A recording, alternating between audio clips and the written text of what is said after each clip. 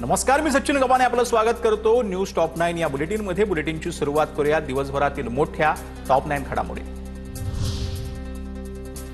भाजप आणि सरकारमधल्या काहींचा आमच्या बदनामीचा अजेंडा। पत्रकार परिषदेतून बच्चू कडू यांचा आरोप, कर्जमाफी झाली नाही तर जिकडे तिकडे हंगामा होणार। कडू यांचा इशारा, आंदोलन मागे घेतल्यानंतर झालेल्या टीकेला बच्चू कडू यांचं पत्रकार परिषदेतून उत्तर। शिंदेचे आमदार किशोर पाटील यांची भाजपवर पुन्हा आगपाकड। महायुतीच्या 1 वर्षाच्या काळात 1 फुटकी कवडीही आमदारांना मिळाली नसल्याचा दावा। या वक्तव्यानं जळगावात महायुतीत अलबेल नसल्याचा पुन्हा चर्चा।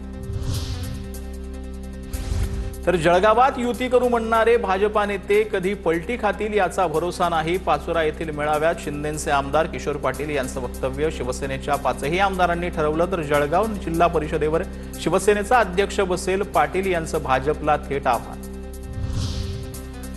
किशोर पाटलांचा राग योग्य। भाजपनं माझ्या मतदारसंघात चांगलं काम केलं, पण किशोर पाटलांच्या मतदारसंघात काम केलं नाही। किशोर पाटलांच्या वक्तव्याला गुलाबराव पाटलांचाही दुजोरा।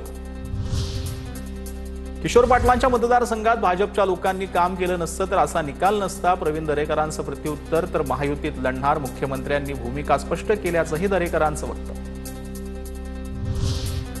महायुतीत सर्व काही अलबेल आहे असं दिसत नाही। सरकारच्या आमदारांची ही परिस्थिती असेल तर विरोधकांचं काय हाल असतील।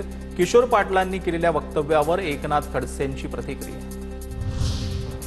महापालिकेत आमचा महापौर होऊ दे। मागाठाणेमधील मालवणी महोत्सवात उद्धव ठाकरेंचं गारण।